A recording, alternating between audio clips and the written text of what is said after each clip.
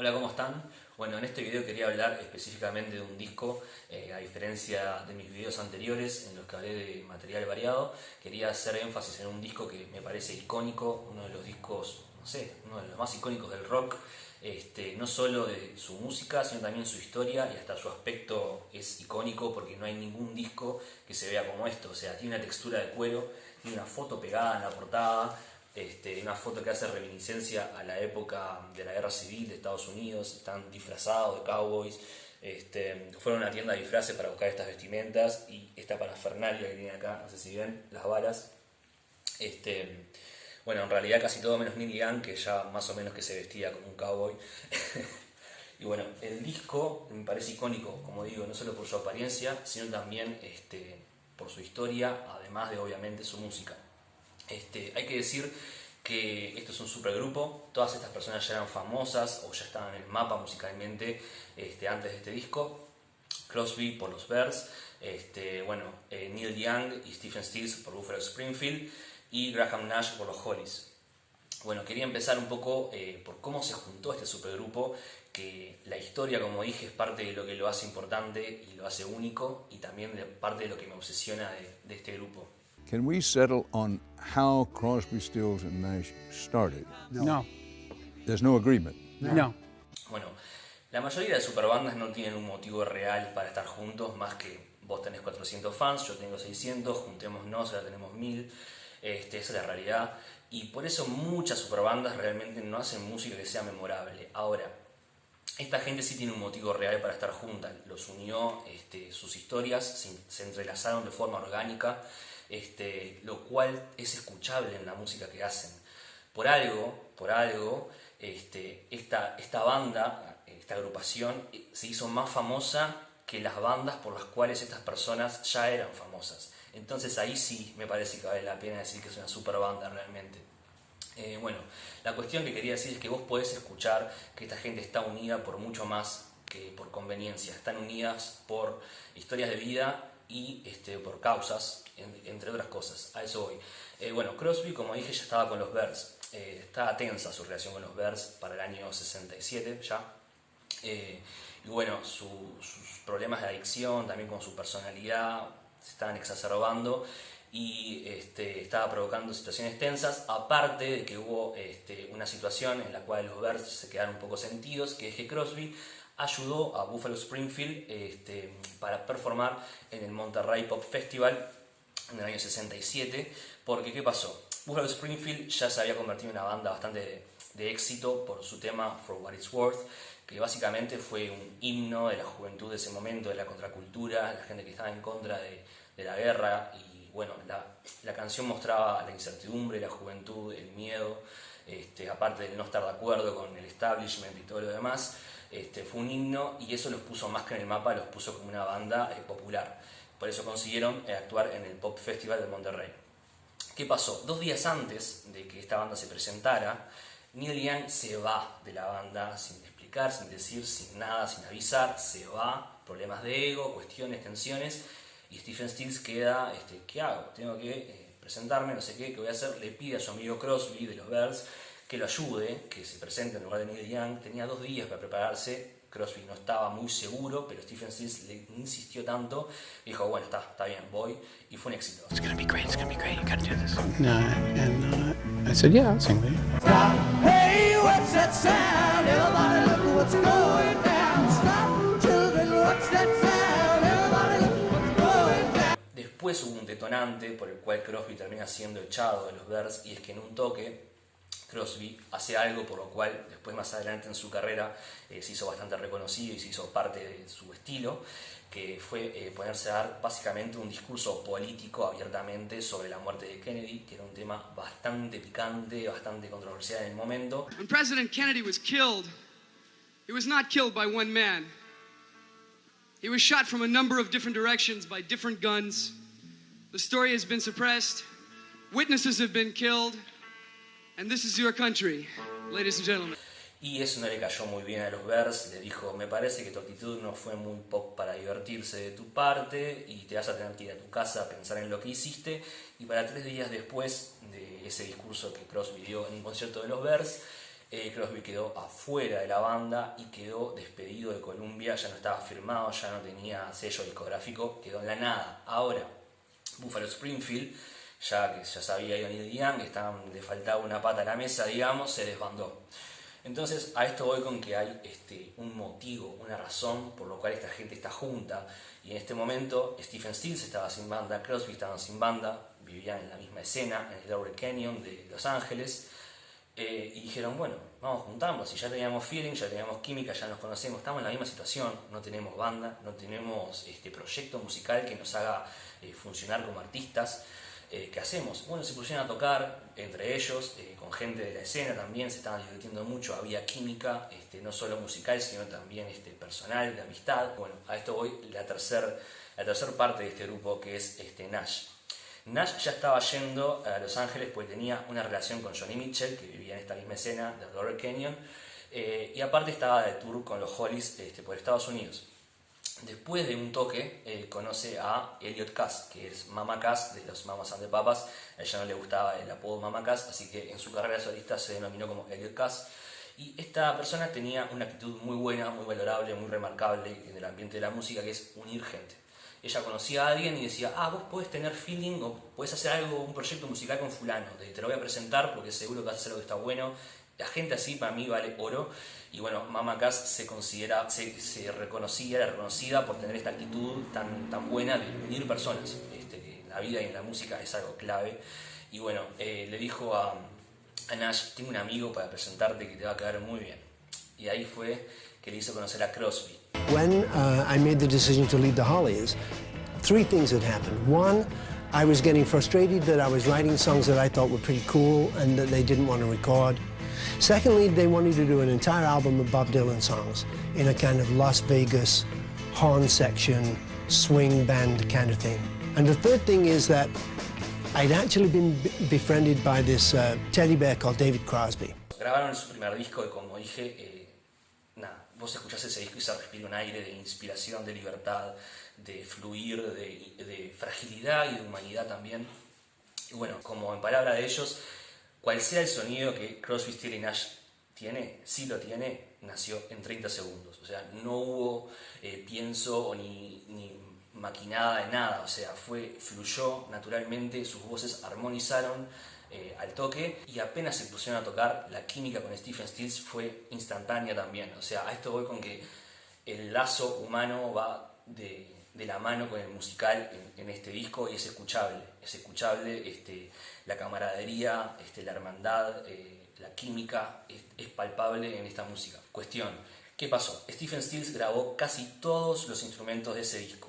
Grabó bajo, grabó teclados, grabó varias guitarras, grabó guitarras líderes y obviamente armonías. Si vos querías performar en vivo, a menos que seas el inspector Gadget y saques manos por todos lados, no ibas a poder hacer lo que estaba sonando en estudio. Entonces ahí fue que se vieron obligados a encontrar una cuarta pata para la mesa. ¿Qué hacemos? ¿Cómo recreamos en vivo este sonido? Empezaron a buscar gente. La primera persona a la que fueron fue Steve Winwood, porque querían un tecladista en realidad. Pero Steve Winwood los vio llegar con sus pintas hippies desprolijas, estaban un poco sucios en palabras de ellos, tenían barro hasta arriba de las rodillas, también andaban como medio colocados bajo las sustancias y dicen que se asustó. Cuando Steve Winwood vio a la banda se asustó y se encerró en su cuarto y no volvió a salir, así que se fueron y tomaron como un no. Después le preguntaron abiertamente a Eric Clapton si le interesaría formar y abiertamente dijo, no me interesa. Y bueno, entonces, ¿qué pasó? Fue un tema conseguir un sello discográfico para estas personas, porque ¿qué pasa? Nash estaba en Epic por los Hollies. Bueno, Crosby no tenía sello y Stephen Stills estaba en Atlantic por Buffalo Springfield. La persona que hizo toda la tramoya para poder firmarlos en Atlantic, que intercambió a Richard Furey, que era de Buffalo Springfield pero ahora estaba con su banda Poco, lo intercambió por Epic para poder traer a Nash a Atlantic. Esa misma persona le dijo, chicos, no me la compliquen, traigan a alguien que sea fácil de poner el sello y que ya conozcan. Entonces metí un poco de presión y sugerencia de que traigan a Neil Young, que ya estaba firmado, que ya estaba sacando su material solista aparte. A Neil Young le servía la difusión de estar en un supergrupo. Esta persona de Atlantic sugirió a Stephen Stills que trajeran a Neil Young y Stephen Stills, si bien se puso un poco de resistencia en un principio, rápidamente se dio cuenta que era la opción más viable y más factible, más real, que era la persona que más iba a estar dispuesta a tocar con ellos. Y bueno, si bien buscaban un tecladista en un principio para poder sustituir esos overdubs de piano que hay en los discos, tuvieron que inclinarse por Neil Young, y así fue que consiguieron un cuarto miembro para poder performar en vivo. We turned to a member of his former group, Neil, and I think there was a lot of question in our minds whether or not we wanted Neil in the band. And I remember, was there a question in his mind whether Neil Young wanted to be in the band? yeah, there was, but he knew what we had too. Neil's brilliant. Y Crosby cuenta que se sentó Neil Young en el capó de su auto a tocar unos temas, uno atrás de otro, 3 temitas, y Crosby dijo: esto es de lo más increíble que escuché en mi vida, nunca escuché una persona que tenga una personalidad tan única a la hora de cantar, y lo convenció al toque. Dijo: este tipo tiene que estar en la banda. Y bueno, como dije, si bien Stephen Stills se resistió en un principio, también hubo resistencia de Graham Nash, que no lo conocía. Dijo: yo puedo estar con esta persona, puedo compartir un secreto con él, aparte de tocar y cantar con él, me cae bien como ser humano. Como dije, la amistad y la humanidad era un valor clave en esta agrupación. Y bueno, Graham Nash cuenta que para conocer a Neil Young compartió un desayuno con él, le invitó a desayunar, y en palabras de Nash dijo: después de esa conversación que tuve con Neil Young, yo lo hubiera coronado rey del mundo. O sea, dijo que Neil Young era tan brillante, tan elocuente, aparte de gracioso, y era tan firme y claro con lo que él sabía que ponía sobre la mesa si él entraba a la banda, que lo convenció. Simplemente le dijo: Have you ever heard me and Stephen play guitar together? I went, yeah, I have. He was in the band from that moment on.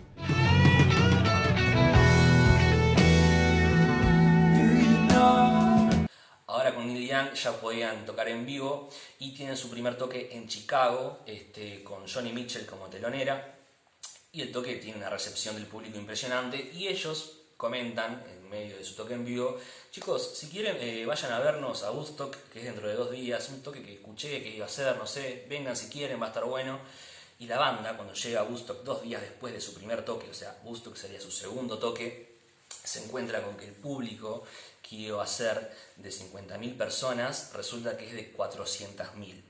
La gente no paraba de llegar con o sin entradas, y atrás de ellos estaban todos sus ídolos. Estaba The Band, estaba The Who, estaba Jimi Hendrix, estaba The Grateful Dead, que dicho sea de paso, Jerry García toca en este disco en 2 temas.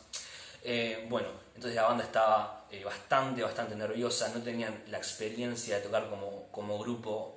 O sea, era su segundo toque de Woodstock, 500.000 personas y todos tus ídolos atrás, obviamente sentían presión. Your second gig? Woodstock. Our second gig was Woodstock.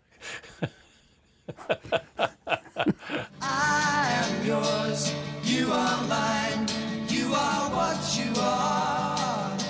You make it hard. Got to get ourselves back to the garden. This is our second gig. This is the second time we've ever played in front of people, man. We're scared shitless. La banda no solo estaba nerviosa por esto, sino porque tenían un problema: su equipo no llegaba, no aparecían ni sus instrumentos, ni sus parlantes, ni nada. Entonces un ebrio Hendrix en el backstage les dice: chicos, cálmense, está todo bien, si no tienen instrumentos yo les presto los míos, hay de sobra, ustedes tranquilos. Our equipment continued to not arrive. We had nothing at Woodstock, no instruments.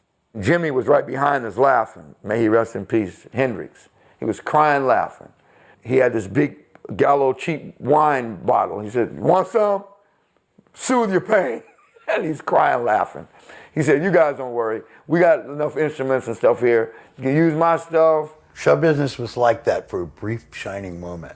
La banda, bueno, toca. Neil Young hace su característico pedido de que no quería que las cámaras lo filmen. Entonces por eso todos los videos que hay de ellos son o de espaldas o de perfil sin que se vea Neil Young. Bueno, al toque termina Woodstock, días después la banda se mete directo al estudio a grabar, ahora sí, este increíble disco, como dije, uno de los más icónicos del rock. Y bueno, hay que decir que el clima que se respiraba en la grabación no era igual al de su primer disco, ¿verdad? Si bien, esto es en palabras de Graham Nash, si bien en el primer disco se respiraba como un aire mucho más liviano y había una cierta luz que en este disco no hay. ¿Por qué? Porque pasaron varias cosas.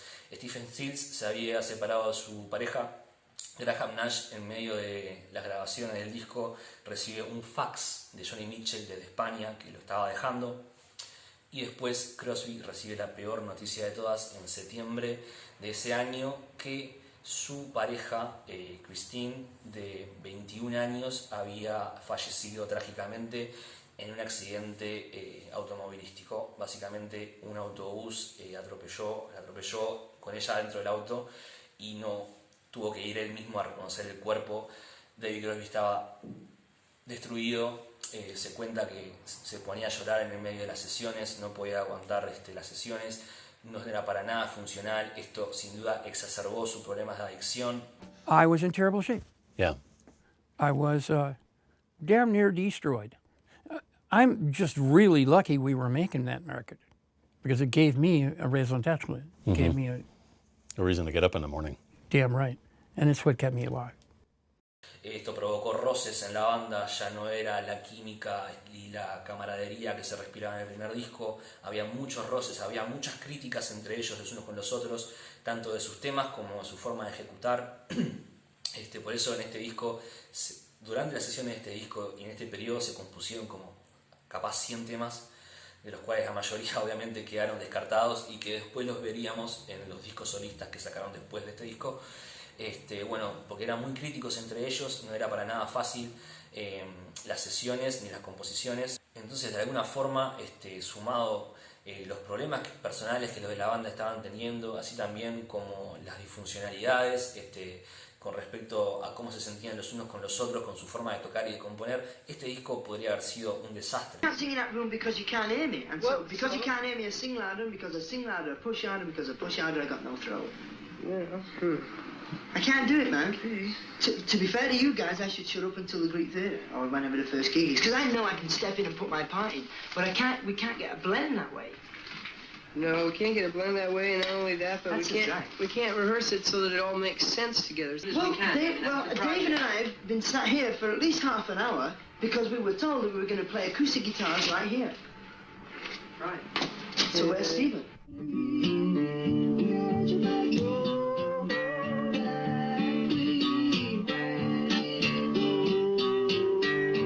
And you walked out 2 fucking days in a row, you fucking hypocrite. You pissed me off. Let's do it I couldn't follow that. Bueno, vamos ahora a lo que es el tracklist de este disco. Abren con Carry On, que es un tema que Stephen Stills compone básicamente a pedido de Neil Young, cuando le dice: no tenemos ningún tema para abrir el disco, está todo bien con los temas que tenemos, pero ninguno es como un tema fuerte para abrir el disco. Entonces lo que Stephen Stills hace como buen líder es solucionar. Combinó 2 temas que estaban sin terminar y los unió y les puso Carry On, porque significa básicamente seguir adelante, y funcionaba como un mensaje para la banda de que había que ir para adelante y superar lo que estaba sucediendo y sacar el disco adelante. Entonces Carry On no solo fue a pedido de demanda de Neil Young de que no había ningún tema para abrir, sino que funciona como un mensaje de aliento de Stephen Stills hacia la banda. Y aparte me parece que es un tema que ya te hace dar cuenta que no estás empezando a escuchar tu clásico disco de folk de todos los días. O sea, ya cuando empieza la segunda parte de Carry On, que, bueno, como dije, son 2 temas unidos, te das cuenta que en este disco hay un pienso compositivo distinto. Hay una personalidad o varias personalidades componiendo desde un lugar tan íntimo que es imposible confundir, ¿no? Cuando empieza el segundo movimiento de Carey con esas voces, esas armonías que hacen el corte y entra el órgano con la percusión, ya te das cuenta que estás escuchando algo único. El siguiente tema, Teach Your Children, es de Graham Nash. Acá voy de nuevo a las críticas, ¿no? Graham Nash se lo muestra a Stephen Stills y le dice: lindo tema, nunca más lo vuelves a tocar como lo estás tocando. Y Stephen Stills le cambia el feeling, el groove, y se hace este clásico que estuvo en los charts por mucho tiempo. Un tema muy folk, con influencias country obviamente. No es tanto lo que yo consumo, pero puedo reconocer que el tema tiene un gancho que no puede ser. O sea, es una melodía hermosa. Y bueno, hay que decir que hay un poco de hipocresía en escuchar a esta banda cantando un tema tan inocente que se llama Enseñale bien a tus niños, cuando detrás hay un montón de roces, hay un montón de problemas de adicción, hay un montón de problemas de relacionamiento. Por ejemplo, hay una anécdota muy conocida de este disco en la que Crosby vende su auto a su dealer por fafafa, le vende su auto. Esa misma noche su dealer muere de sobredosis, no sé cómo, Crosby se entera. Crosby se mete a la casa de esta persona, roba las llaves de su auto, no para recuperarlo, sino para volver a venderlo por más fafafa. Teach your children well. In my autobiography, I go into great detail about our drug use because there's no denying what happened. You know, we were high for most of our lives at that point. One of the most disturbing parts of putting my life down in the book was how people would perceive Crosby. He sold his Mercedes for cocaine, and the dealer died. And David stole into the house while the dealer was still dead and stole his pink slip bat for the Mercedes and then resold the car for more cocaine. So I told Crosby and I said, this is what I'm saying because that's what you told me happened. And he said, don't change a word. He admitted it. He was a man about, his drug use. I'm thinking about how few people would have taken that attitude. It tells you a lot about David Crosby. It tells you a lot about David, yeah. Bueno, siguiente tema. Almost Cut My Hair, que es el tema de Crosby, el tema más rockero del disco, más sucio, con más distorsión en las guitarras y con esa aura más rockera, sin duda característica de Crosby, y que cabe decir que, según Nash, la toma que Crosby eligió para su voz no era muy buena, y solo para molestar a Nash, Crosby decidió que esa toma iba a quedar. Que hay que decir que suena crudo, pero pienso que le suma la estética rockera del tema. Después el tema Helpless, que es de Neil Young. Clásico Neil Young, o sea, una atmósfera única de Neil Young se escucha en este tema, y me parece que termina de constituir el lado A, si bien no es el último tema, termina de constituir el concepto de, bueno, acá hay 4 personas que somos distintas, pero podemos trabajar juntos mal o bien, y están nuestras 4 personalidades impregnadas en este álbum, y de alguna forma todo eso es cohesivo, porque empieza con Carry On, Stephen Stills, segundo tema, Teach Your Children de Nash, muy Nash el tema. Tercer tema, Almost Cut My Hair, y después un tema de Neil Young. Entonces te están introduciendo, bueno, estas somos las 4 personalidades que vamos a trabajar en este disco, y están muy claras, pero a la vez tiene sentido. El último tema del lado A es Woodstock, que es un tema de Joni Mitchell, que Joni Mitchell compuso en honor a Woodstock, por más de que ella no pudo estar ahí, armó la letra en base a relatos que le contó la banda y usando un poco su imaginación, y este tema fue el primer hit de este disco, fue el primer single y concluye el lado A del disco. La verdad es un tema que, si vos escuchás la versión original de Joni Mitchell, es muy distinto. Este arreglo lo hizo Stephen Stills tocando con Hendrix, llameando con él. Le salió este arreglo y por eso trajo este tema a la banda con permiso de Joni Mitchell, y bueno, quedó. El siguiente tema, el primer tema del lado E, es Deja Vu, el tema que le da nombre a este disco y mi personal favorito del disco. Y ahí de nuevo digo, te das cuenta que este disco no es tu disco de folk de todos los días, que hay una profundidad compositiva única, que esta gente está en su momento madurativo más importante en sus carreras, en el que pudieron confluir todas sus influencias. Por ejemplo, Crosby, te das cuenta de acá hay un poco de influencias del jazz, incluso en los cortes que hay, esas bajadas de acordes suenan muy jazzeras. He's an unbelievably unique, rare musician. He's very jazz influenced. Strange chords, strange tunings, things I personally would, as a writer, would never think of. Brother got into 50s jazz and wanted to be a jazz musician. And so that meant Jerry Mulligan, Chet Baker, Dave Brubeck, Bill Evans,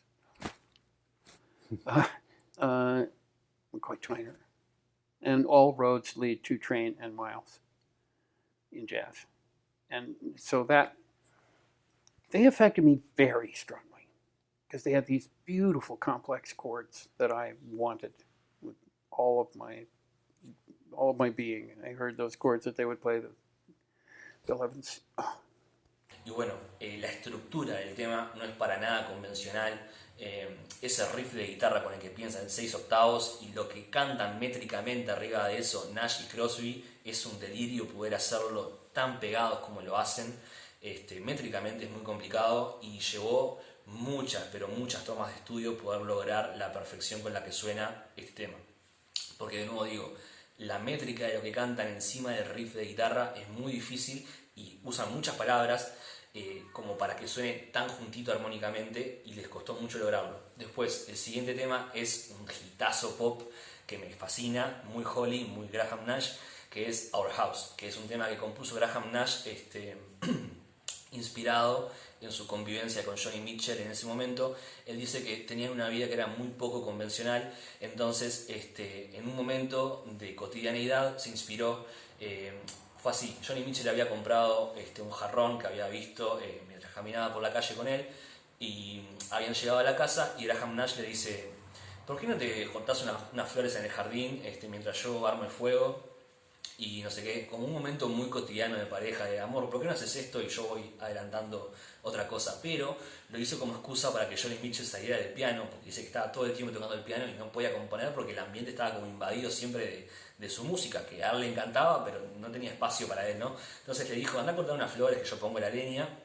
Así empiezan los versos de la canción, pero en realidad lo hizo como excusa para sentarse en el piano. Y apenas se sentó en el piano, le salió este primer verso con el que empieza la canción. What I like to do is celebrate the ordinary moments in life. And I'll give you an example. I took Joni Mitchell to breakfast once in Los Angeles. We left the restaurant, we pass an antique store. She looks in the window, she sees a beautiful vase. She doesn't spend a lot of money on herself, but she did buy this vase.